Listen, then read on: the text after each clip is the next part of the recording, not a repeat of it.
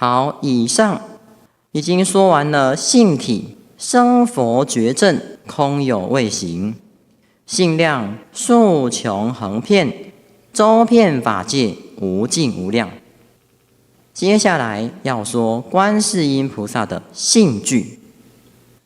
所谓令发广大道心，教持圆满圣号，永离六道，得生佛前。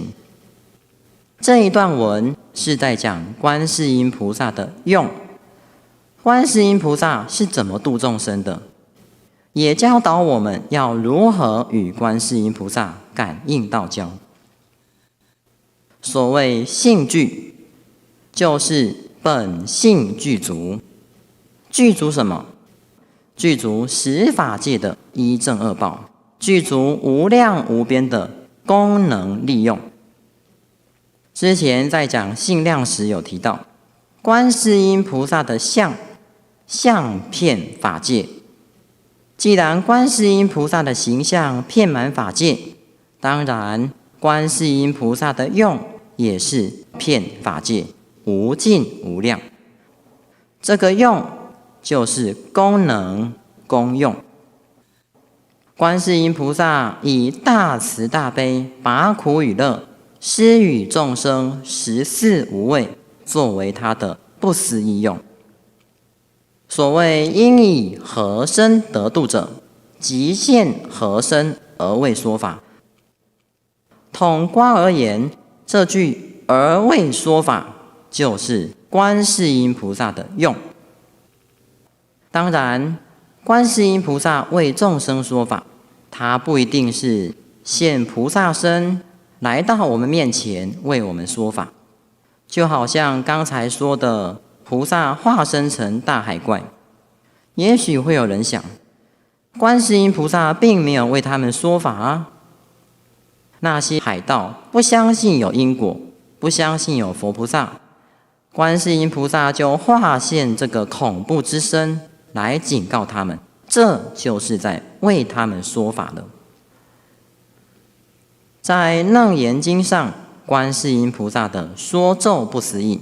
菩萨说：有我闻思，托出六尘，如生度缘，不能为爱。故我妙能现一一行，说一一咒，其行其咒，能以无畏施诸众生。是故十方围城国土，皆名我为施无畏者。观世音菩萨能以种种形象、种种相貌、种种咒语、种种名号而为众生说法，这都是观世音菩萨性具的自在业用。现在先说观世音菩萨以形象来为众生说法，希望众生看了能够升起觉醒之心。这是什么意思呢？末学就举一些故事来向诸位说明。例如唐朝时的唐文宗，他最喜欢吃蛤蜊了，几年下来也不知道吃了多少，让沿海的居民都劳民伤财，叫苦连天。可是古代皇帝是最大的嘛，他最喜欢吃的东西，有谁敢劝他呢？那是要招来杀头之罪的。于是就在有一次，有一个渔夫在捕鱼的时候，忽然抓到一只非常非常巨大的蛤蜊。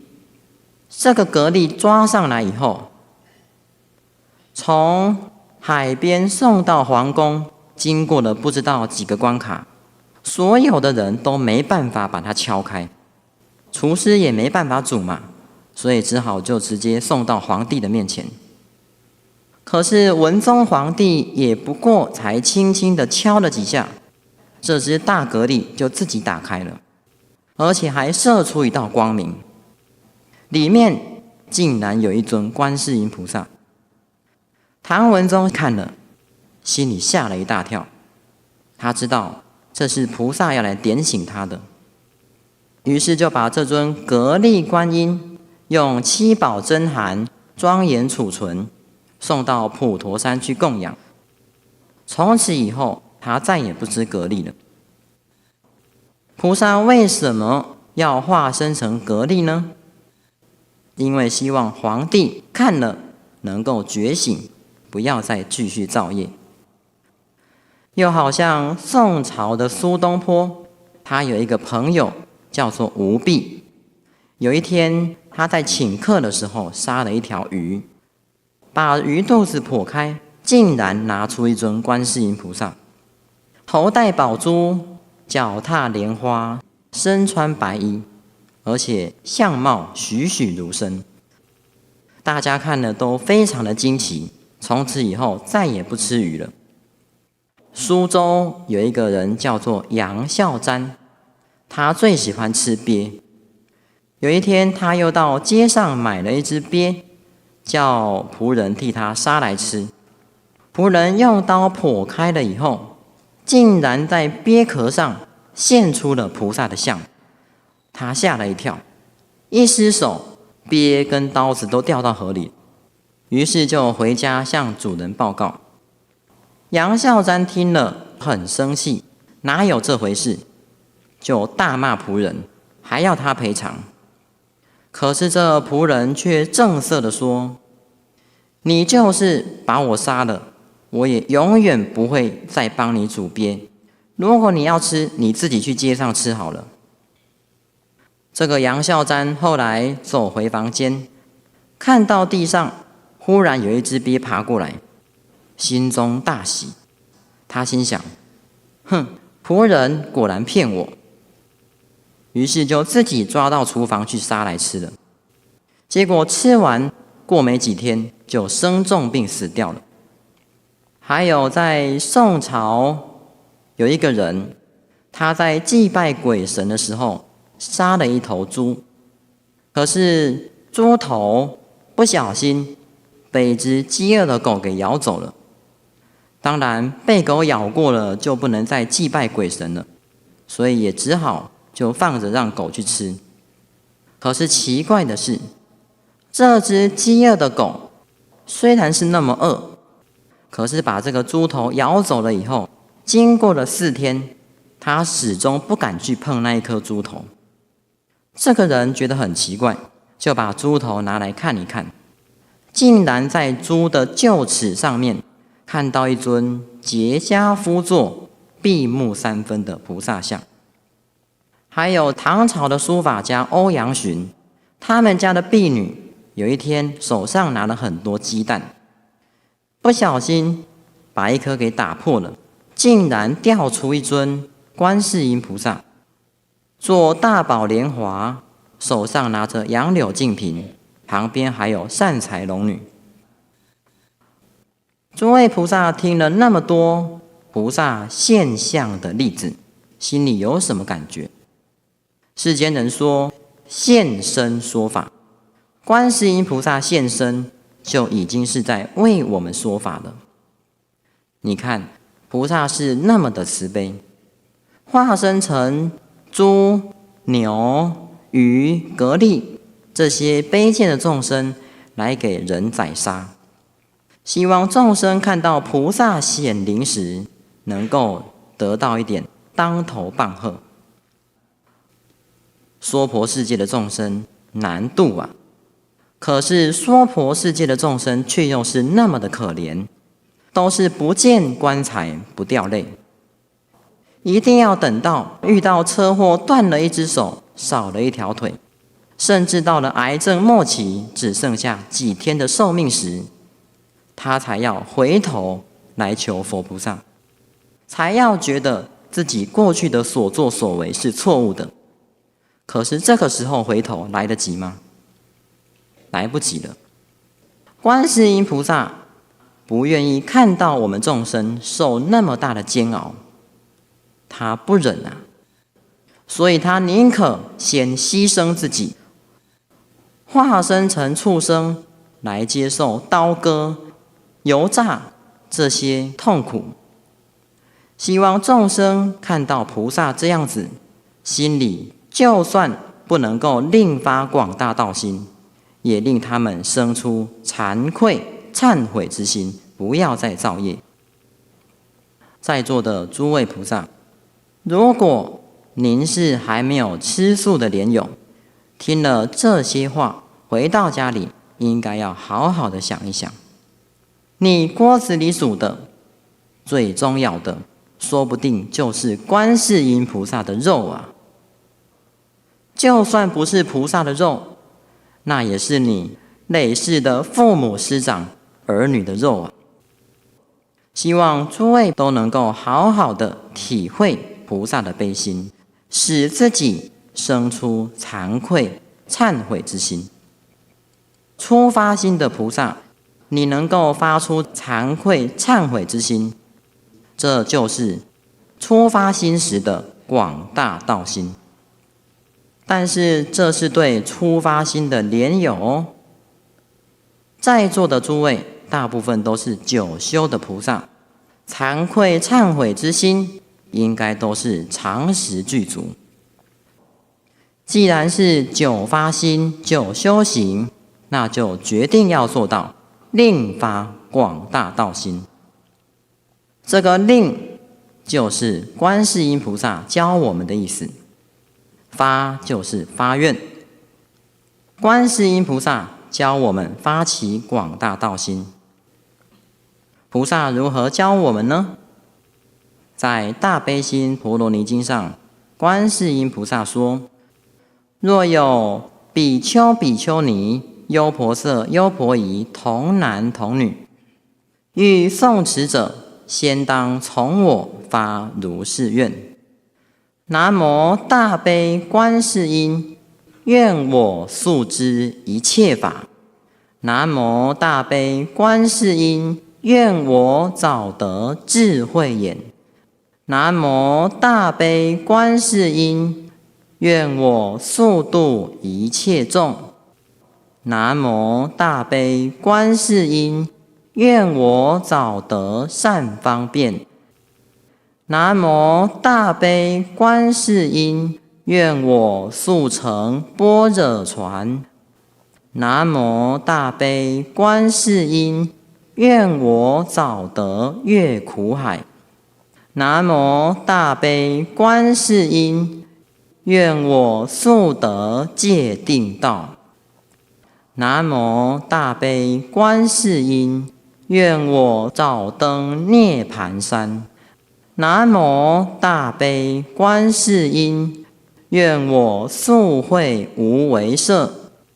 南无大悲观世音，愿我早同法性身。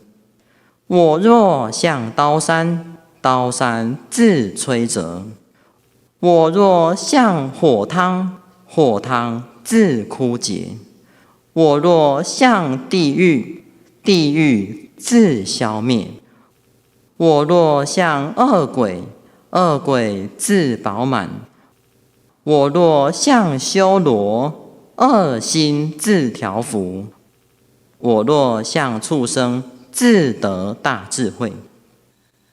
这就是观世音菩萨的16大愿。诸位菩萨，我们能照着观世音菩萨的这16大愿而发愿，那就是令发广大道心。诸位是不是都发起了广大道心呢？你想要同菩萨相应，那就决定要发广大道心，那你的愿力才有力量。不是耳朵听一听，嘴巴念一念就叫做发愿了。所谓愿者，决定成就也。观世音菩萨的这16个大愿，前10愿是属于上求佛道，后6愿是属于下化众生。因为具足了上求下化，所以能够称为广大。这个广大道心也可以说就是菩提心。这些大愿，不管是上求还是下化，那都是属于果地上的功德，也就是成佛以后的功用。那既然是成佛以后的功用，我们不就做不到了吗？当然我们凡夫是做不到的。那做不到还这样发愿，那不是说谎话、打妄语吗？不是的。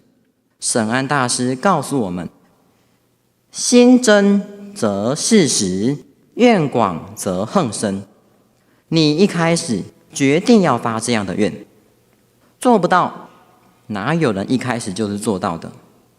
一栋高楼大厦，难道一夜之间就直接建好了吗？还不是要从地基开始。你不踏出第一步，又怎么会有最后到家的一步？所以，虽然我们没办法圆满的去做到，可是我们可以少分的、依稀仿佛的去做。老和尚说，一匹马尽它的力，能够驮起千斤之物；一只蚂蚁尽它的力，能够搬起1粒米。注意哦，一只蚂蚁尽它的力才能够搬起1粒米。这是告诉我们，你千万不要想，哎呀，反正我们只是依稀仿佛的做嘛，那我就随便一点。要知道，凡夫的力量很薄弱，尽全力才只能做到少分。如果你还漫不经心、放逸、随便，那是连少分都没有啊。在修行的过程当中，道心与愿力是非常重要的。一个有道心的人，他的功德才会成就。那我们要如何发起广大道心，去实践我们的道心呢？告诉诸位，现前来说，拥护道场、捍卫正法、求生西方，这就是诸位的广大道心。更明白一点的告诉大家，你能够发愿做一个观世音菩萨的化身，为菩萨分劳解忧，那就是你的广大道心。之前说过，我们的心遍含法界，观世音菩萨就是我的心，我的心就是观世音菩萨。大家来到灵岩山寺，踏进山门的第一步，你就要告诉自己，我就是观世音菩萨的化身。每一个人都要这样做，都要这样告诉自己。既然我就是观世音菩萨的化身，当然咯，我的身口意也就是观世音菩萨的身口意。你就这样问问自己，我就是观世音菩萨，观世音菩萨会破坏道场、不服从常住规矩、懒惰懈怠吗？不会，观世音菩萨没有我法二执，他最喜欢正法道场，拥护规矩都来不及了，怎么还会破坏道场、懒惰懈怠呢？我就是观世音菩萨，观世音菩萨会讲是非、畏惧恶势力，或者说一些拍马屁的话来讨好人吗？不可能。观世音菩萨直心是道场，他没有弯弯曲曲的心。你不对，不对就是不对，他绝对不会说你好。不但如此，他还会现出怒目金刚相来呵斥你。你是一个有道德的人，是一个肯为佛教、为道场付出的人，那菩萨就会来尽他的能力来护持你。佛期结束后，诸位菩萨就要回家了。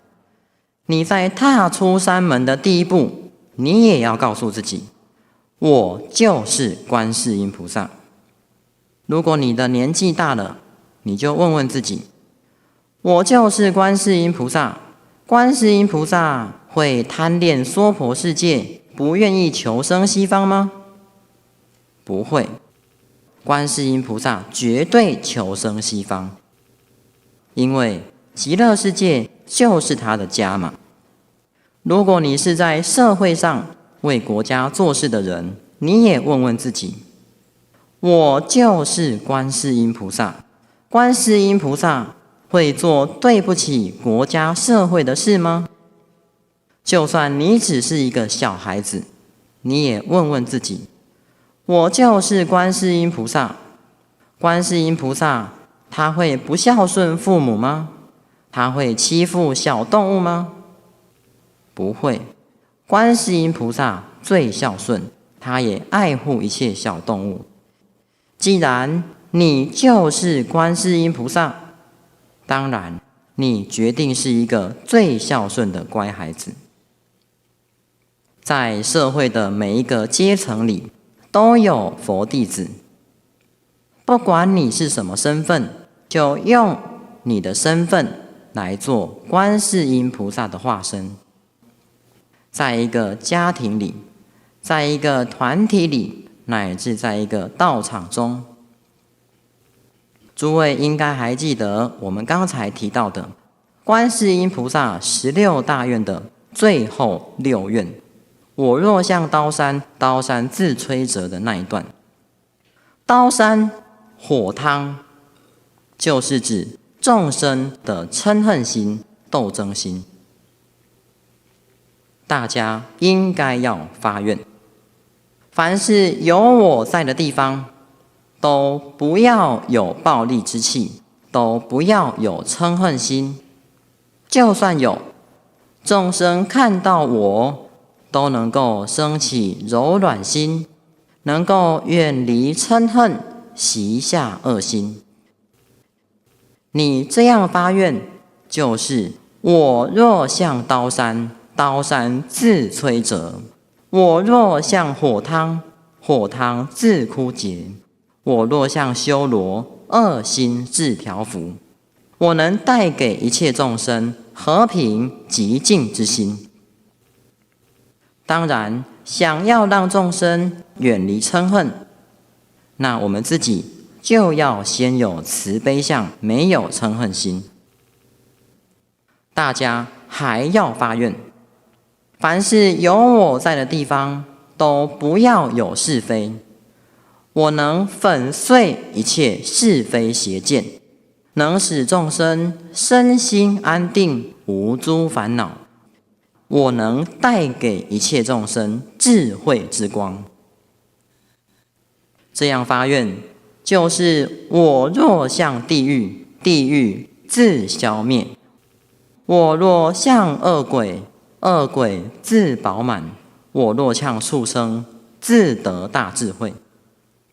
当然，想要令众生没有是非，能够远离愚痴，那我们自己就要先没有是非，要有正智慧，能够看清大是大非。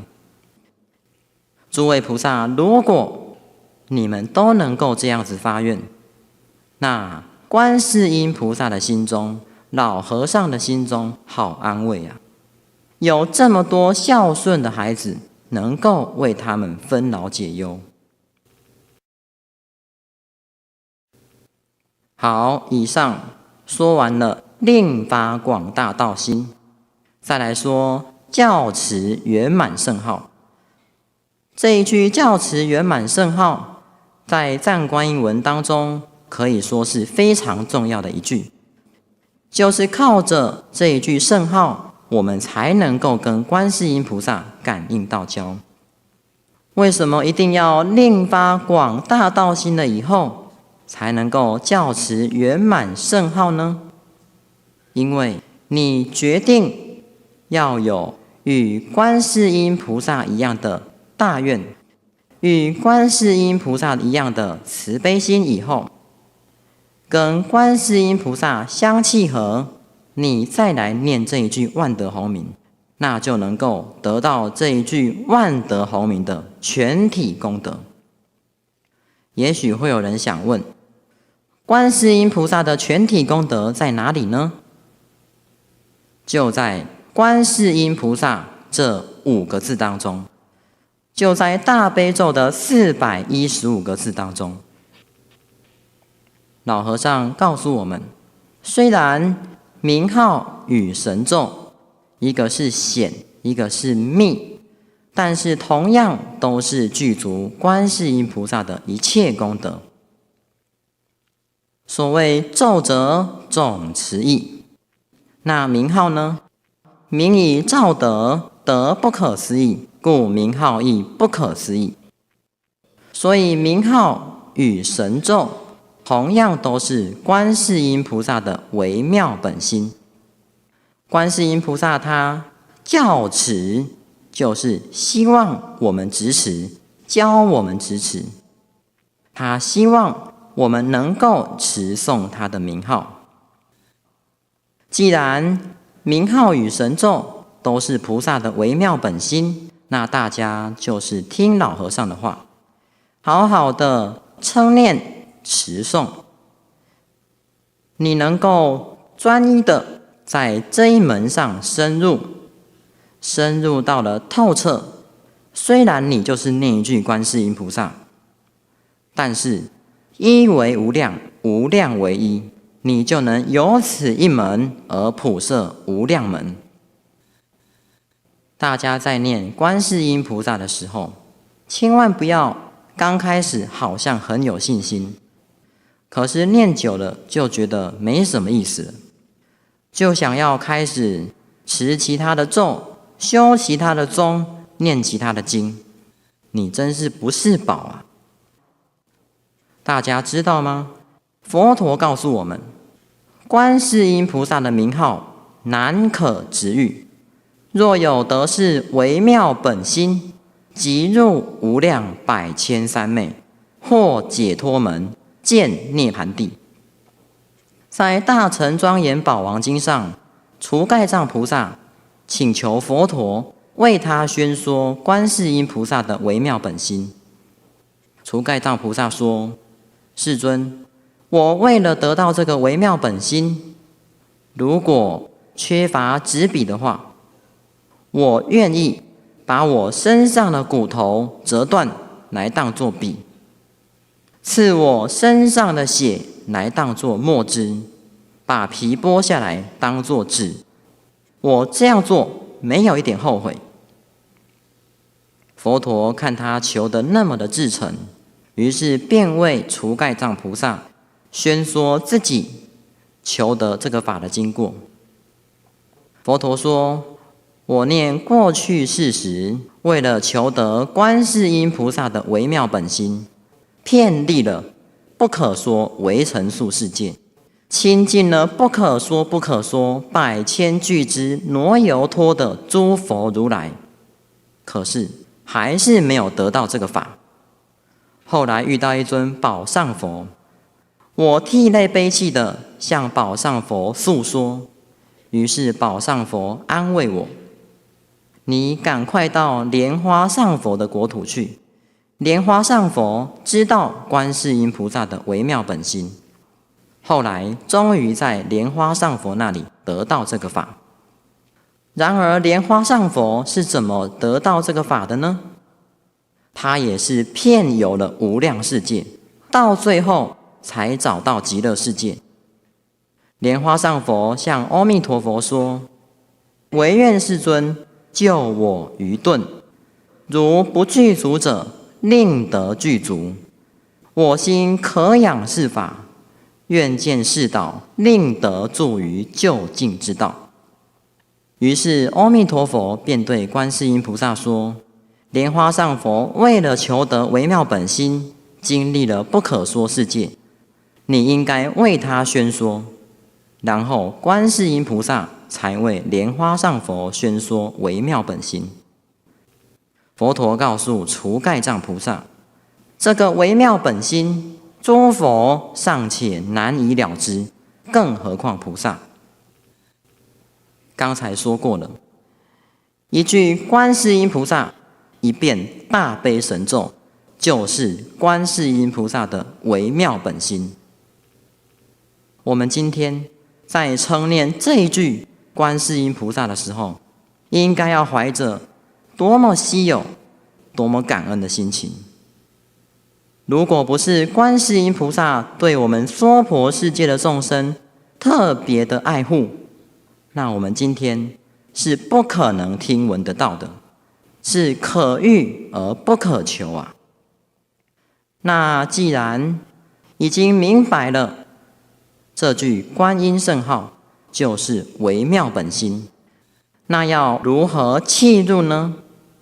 由于时间的关系，后面的部分我们就留待明天再说。老和尚慈悲，诸位师父以及在座的精进菩萨们，大家好。阿弥陀佛。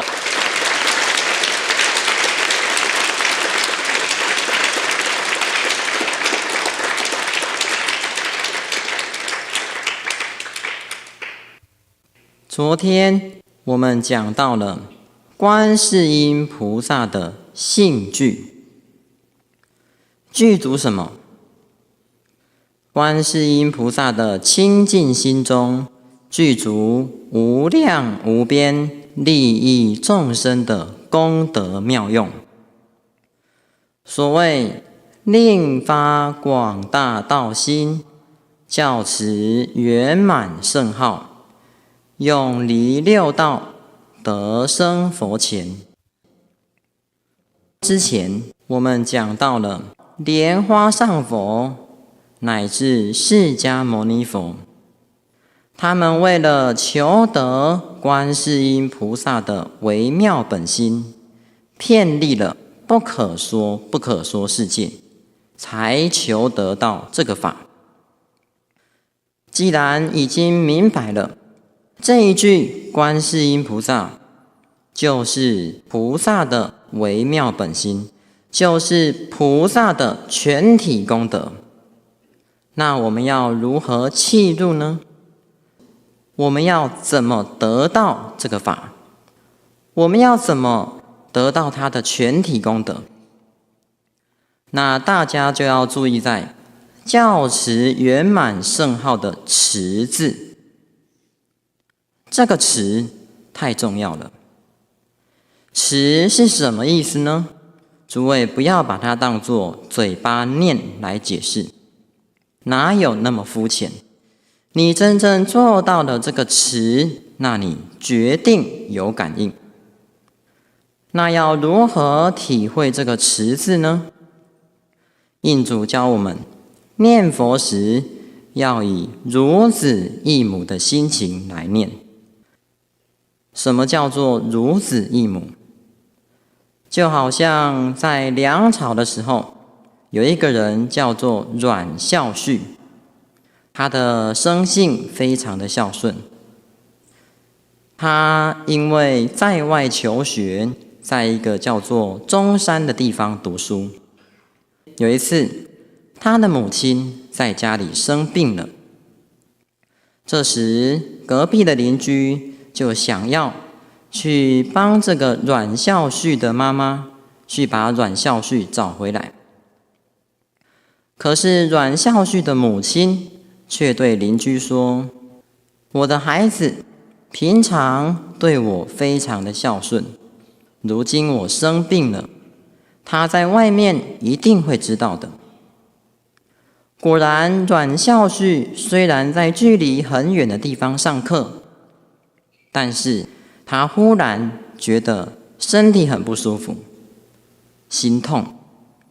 他心想，一定是家里有什么事，于是便跑回家里，看到母亲生病，便回到家中照顾母亲。我们由这个故事就可以隐约的体会到持的意思。印主教导我们，念佛的时候，就要好像小孩子遇到危险，投入母亲的怀抱中，紧紧抓住妈妈的手不放。大势至念佛圆通章上说：“子若忆母，如母忆时，母子立生，不相为远。若众生心忆佛念佛，现前当来必定见佛。”为什么念佛要以如此忆母的心情呢？一个还没长大、还不懂事的孩子，怎么能够离开母亲的身边？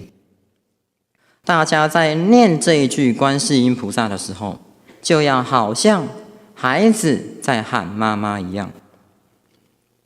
世间人说母子连心，天性相关。其实观世音菩萨何止跟我们是天性相关，他跟我们是同体同一个心啊。现在讲性具，具足十法界的一正二报。虽然观世音菩萨是佛法界，我们是人法界，但是有分开吗？没有。观世音菩萨就在我们的心中，我们也在观世音菩萨的心中，彼此各具互具。虽然是同一个心，没有分开，可是众生却一点都不在乎。观世音菩萨以众生之心为心，以众生之境为境。他看到我们轮回六道不肯回家，看到我们受无量苦，伤心的掉眼泪啊。经上说，诸佛心者是大慈悲，慈悲所缘，缘苦众生。若见众生受苦恼时，如剑入心，如破眼目，见以悲泣，心无暂安，欲拔其苦，令得安乐。所谓十方如来怜念众生，如母忆子。菩萨是如此的思念众生。可是子若逃世，虽亦何为？为什么印祖教导我们念佛，是要以如子忆母，而却不说如母忆子呢？因为妈妈时时都想念着孩子，可是孩子想念母亲的时间却是好少好少。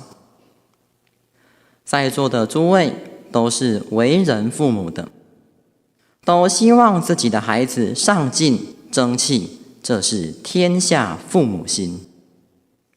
可是当你在教导孩子的时候，孩子不听话、叛逆，嫌你管太多，甚至还顶嘴，我坏我的，跟父母有什么关系？诸位心里是不是很难过、很生气呢？为你好嘛，知道孩子再这样子下去，这辈子就完蛋了，将来有受不完的苦。父母忧虑的是孩子的未来，可是孩子却一点都没有感恩心，不去体会父母心中的焦虑。讲这个比喻，是要诸位将心比心。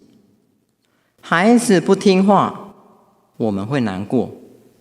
那我们不听话，观世音菩萨呢？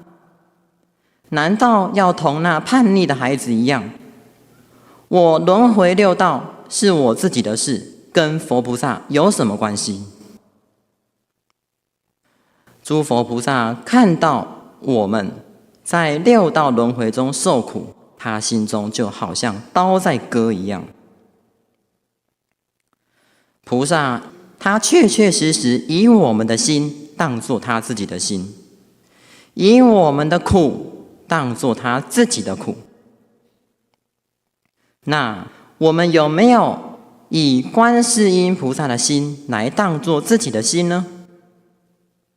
就好像老和尚常说的，我虽然在关房中没有上来看诸位，但是我时时都想念着诸位，我的心眼时时都是看着诸位，为一切众生而回向。老和尚时时都想念着我们，我们有时时想到老和尚吗？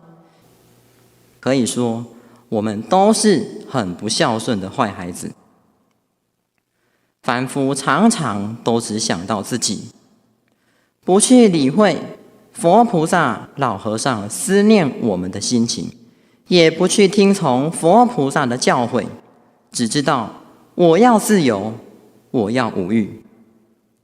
佛菩萨要我们舍弃凡情，放下五欲，好好的求生西方。众生偏偏就是对五欲如影逐山，穷追不舍。而这样不听话的众生，却又常时埋怨佛菩萨不慈悲，佛菩萨没有感应。唉，佛菩萨心中好苦啊！我们今天讲这个教持圆满圣号，并不是要你一天念几万声佛号。当然，佛号的数目是很重要的，但是你更应该知道，念这一句圣号，你要念观世音菩萨的心，要念老和尚的心啊！把我们的心跟佛菩萨的心融合在一起，体贴安慰他们的心。你能够以佛菩萨的心来当作自己的心，这才是教持圆满圣号的真正含义。你这样就能得感应了。所谓因心果觉两相契，立刻返本还原。观世音菩萨一切的功德，你也是信具哦。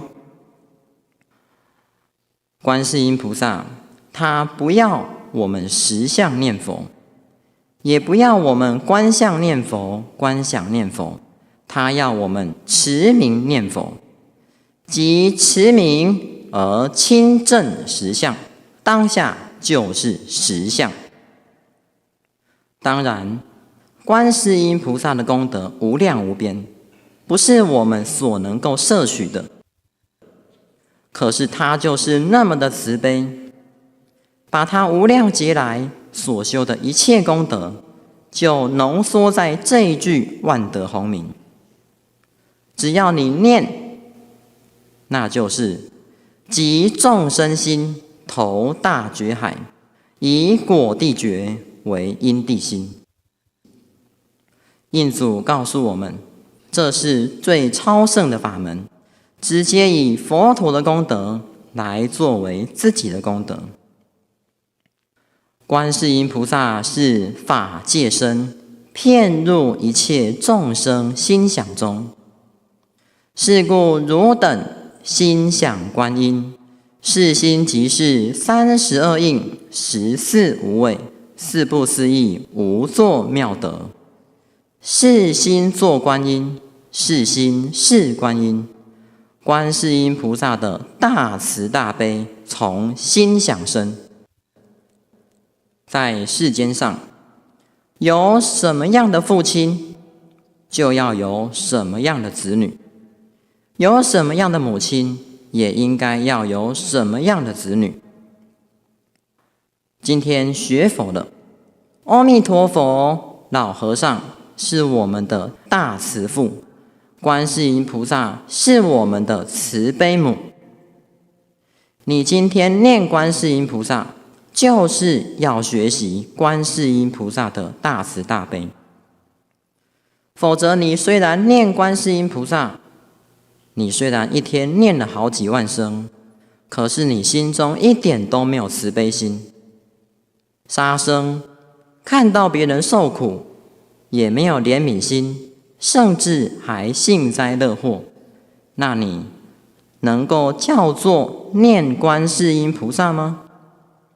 所以这个持是什么意思？这个持也可以说就是丹鹤的意思。持什么？观世音菩萨无量劫来救度众生，这个事业我们要把它丹鹤起来。一个孝顺的孩子，一个有作为的人，他在家庭里看到了父母在外面那么辛苦，他应该会想要赶快为父母多做一点事情。同样的，你今天念观世音菩萨，也是要为观世音菩萨做一点事，从自己开始做起，念佛成佛，念观世音成观世音。你要把自己雕塑成一尊观世音菩萨，这就是持的意思。观世音菩萨就好像一个大富长者，而我们是在外流浪的坏孩子，一贫如洗。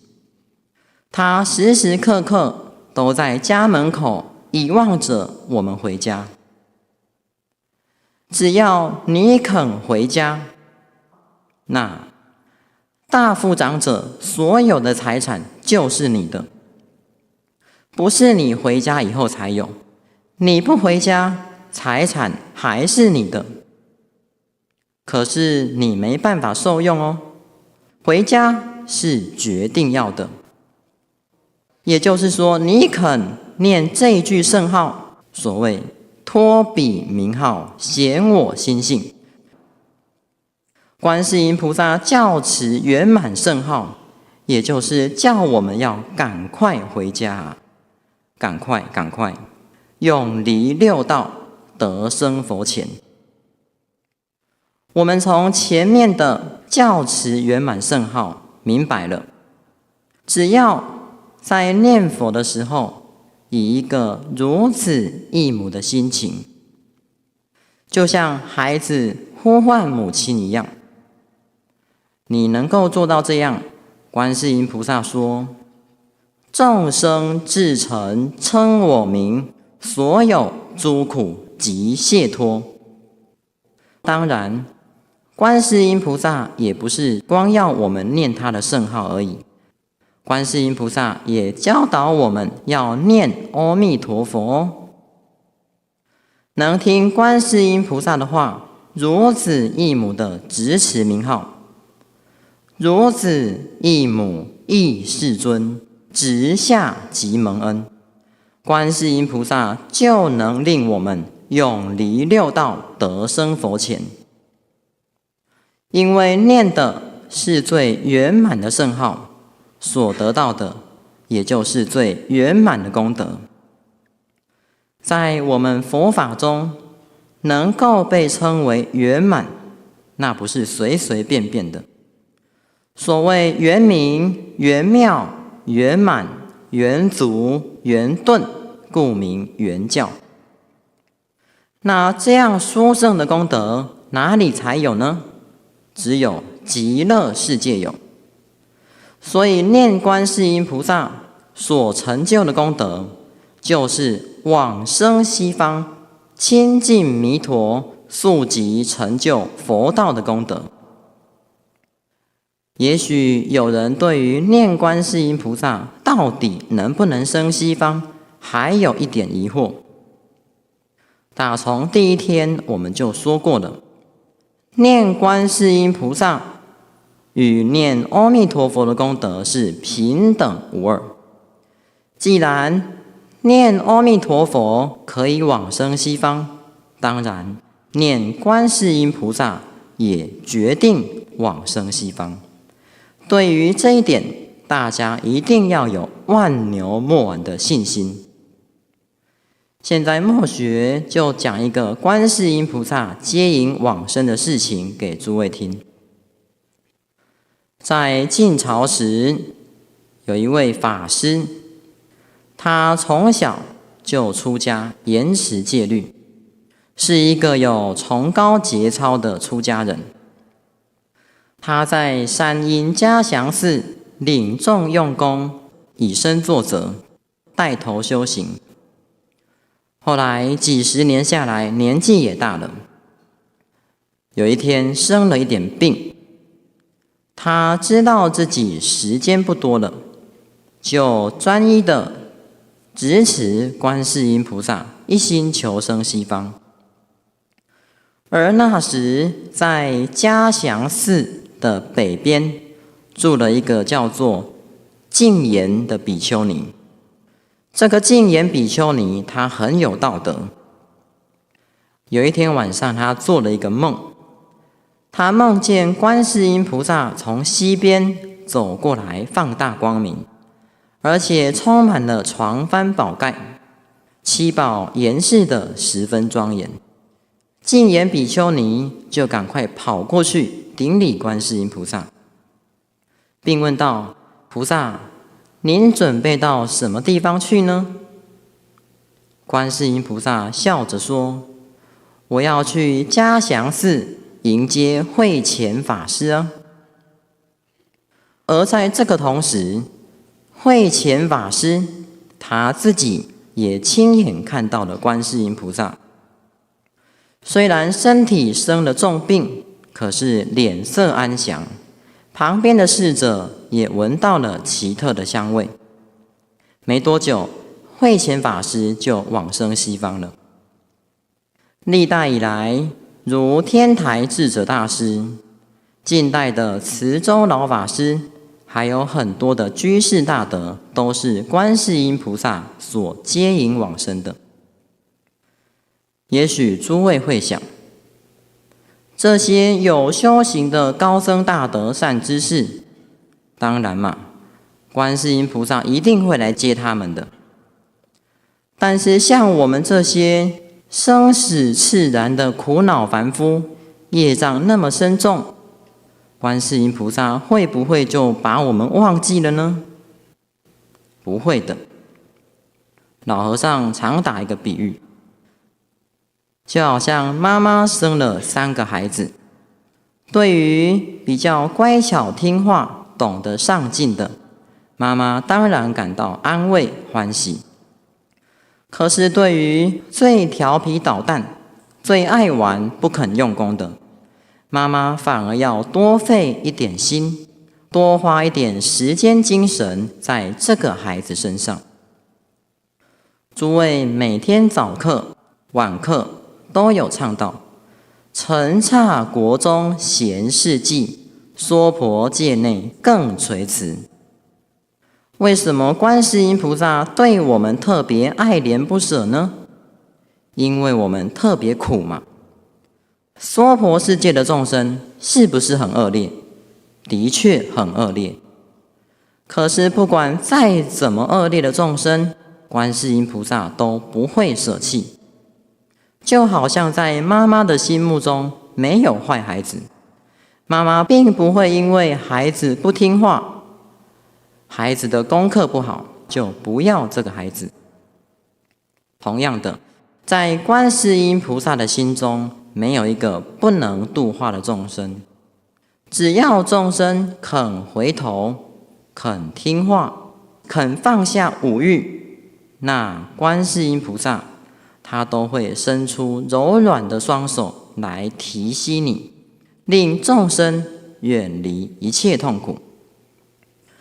但是你想要观世音菩萨来提携你，有一个重点哦，你自己要放下五欲。也许会有人觉得，在这个娑婆世界，虽然是有一点苦啦，可是快乐也是不少嘛。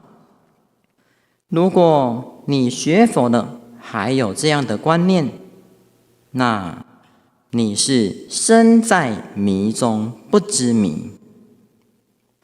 在无量寿经上，佛陀告诉我们，其二者，世间人民、父子兄弟、世家夫妇都无一理，奢淫教众，各欲快意，言念无实，宁产不忠，巧言愚昧，极嫌谤善，陷入冤枉。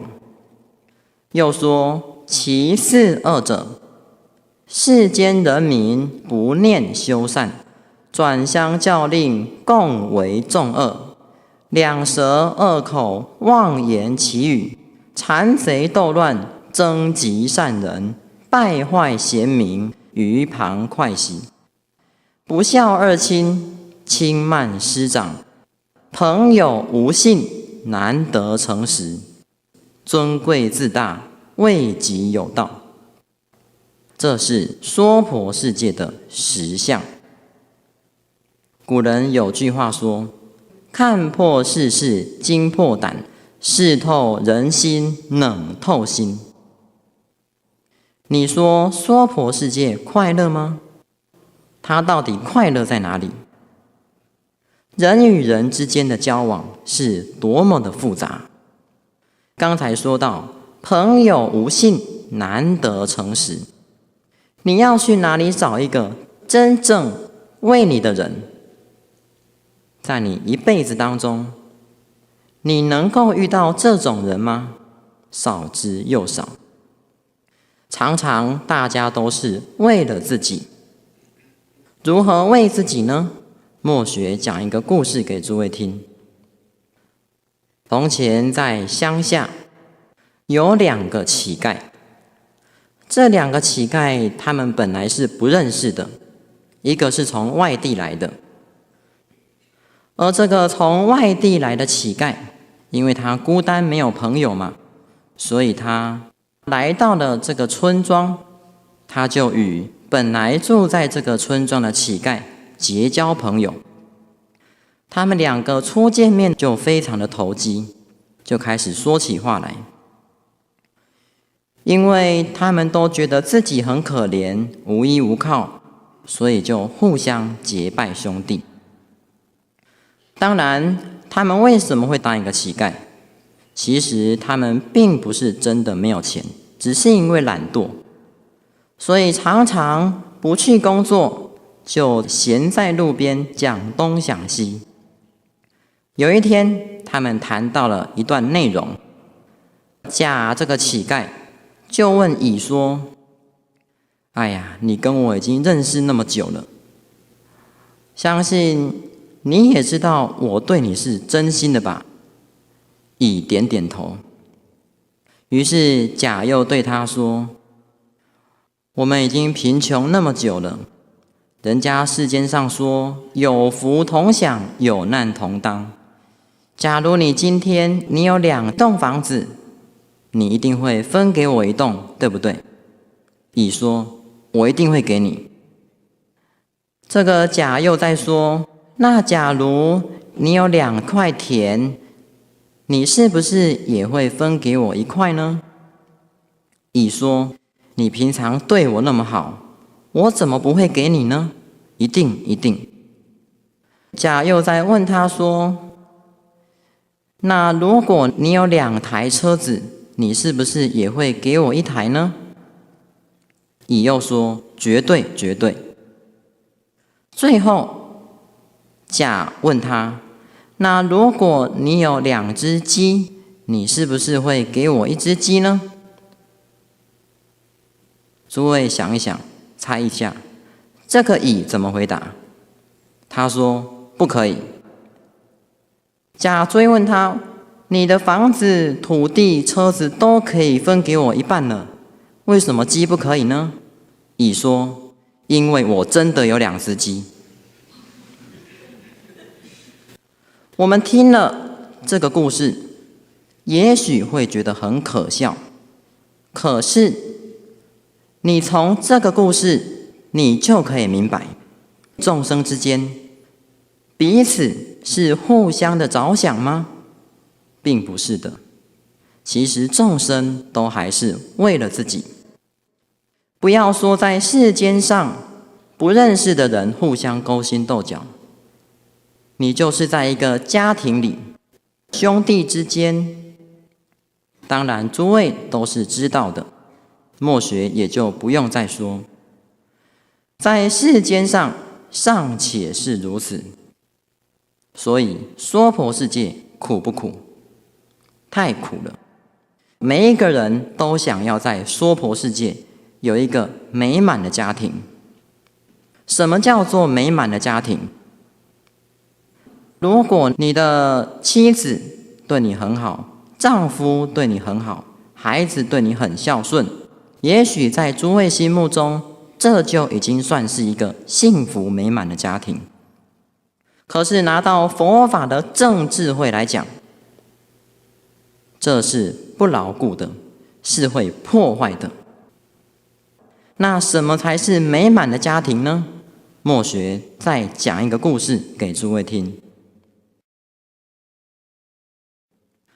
在清朝杭州的地方，有一对张姓夫妇，到了老年才学佛，他们没有孩子。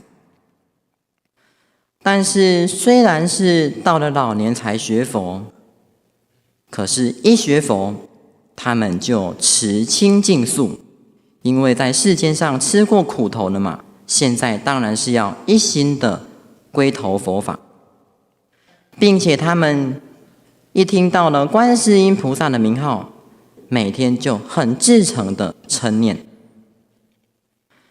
念了10几年。后来他们怎么往生的呢？他们在往生之前，就先叫人家替他们做好2个龛。等到有一天，这对张姓夫妇选了一个黄道吉日，就个别的去净身沐浴，把自己的身体洗干净以后，2个人跪在观世音菩萨的面前上香，上完香，2个人就坐到之前定做的那2个龛里面，一起念观世音菩萨，一起同生西方。我们想一想，这样子往生西方是多么潇洒，为什么我们不这样追求呢？你在世间上所谓爱别离苦，你的父母要离开你了，要死了，你看哪一户人家不是哭哭啼啼的？可是如果你能够做到像刚才这个张姓夫妇一样，全家人一起同生西方，你想要永远团聚吗？在西方才是永远团聚。你在娑婆世界，今天他是你的孩子，下辈子他就不是你的孩子了，可能还变成你的仇人。娑婆世界就是如此的现实。古人说，夫妻本是同林鸟，大限来时各自飞。其实还要等到大限来时吗？你不符合他的需求，他就不要你了。也许会有人想要问，为什么这个娑婆世界那么苦？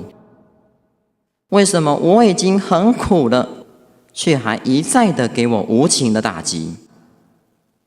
诸位，这就是娑婆世界的实相，这就是它的本来面目。难道你还认为它是快乐的吗？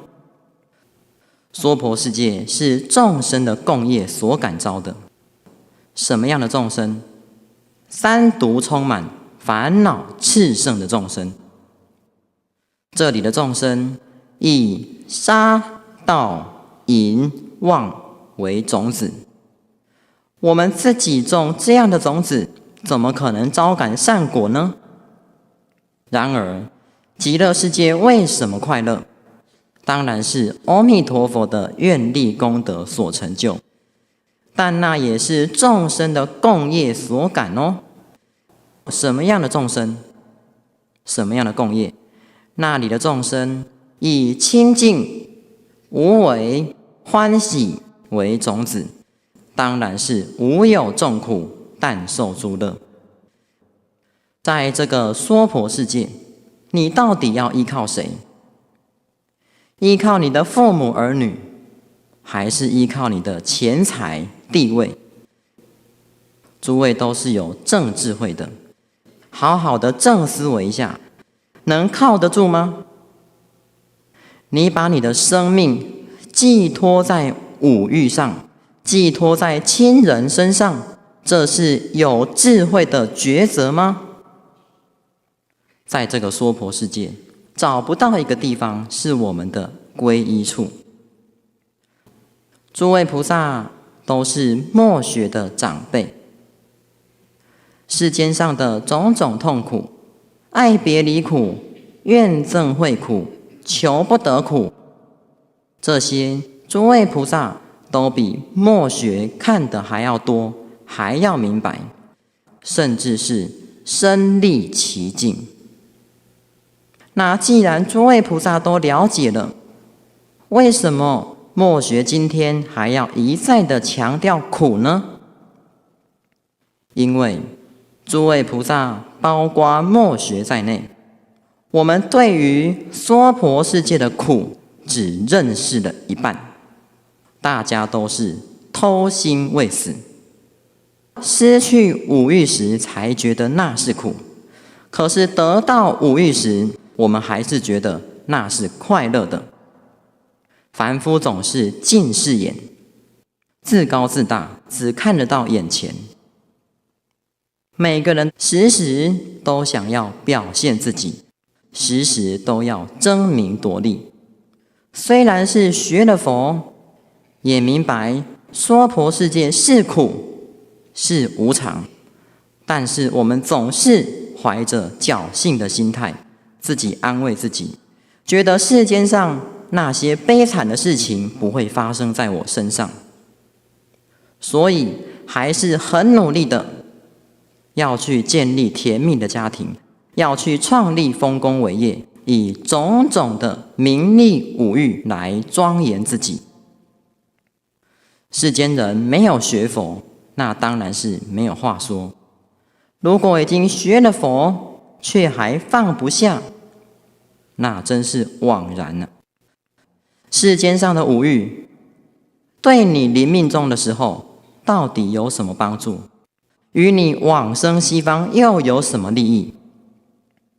墨学这样说，并不是要诸位菩萨对这个人生消极，好像什么希望都没有了，而是要学习知足，平平安安过得去就好了。